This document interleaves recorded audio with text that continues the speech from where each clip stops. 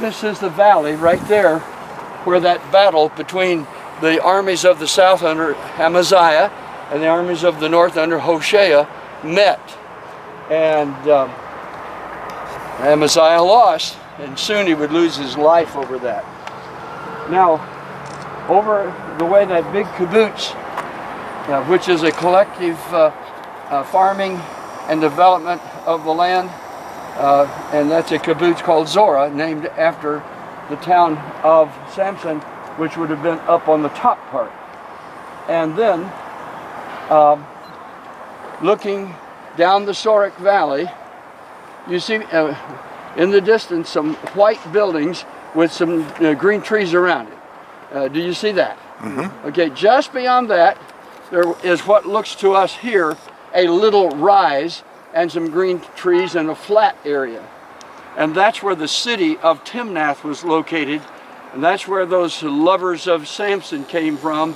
You know, the first one, they gave it to someone else, and then Delilah, and she's the one that found out where his strength was and cut his hair, and so he was taken by the Philistines and taken all the way down to Gaza, where they put him in a mill to push the post around as it would grind out grain. So then the city of Beth Shemesh is known for one other important thing in the Bible, and that is after the Ark of the Covenant was taken from Aphek and the stone of help, as they called it, which is north of Tel Aviv and a little bit into the east and the Sharon Plain. After that, the Ark of the Covenant was taken to different cities of the Philistines, and they all got sick, and so they would pass it on.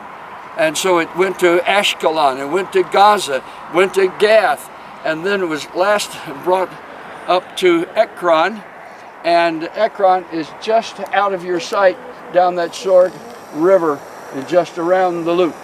And those people were the ones that said, maybe there's something to this God of the Israelites. So they took the Ark of the Covenant and put it on a cart and took 2 milk cows who had just calved, and they enclosed or bound up their calves, and they said, now if these cows will go contrary to nature and leave their calves, taking the ark back to Israel, we'll know there must be something to this. Well, of course they did, and it says they went lowing as they went, and they came right up the valley.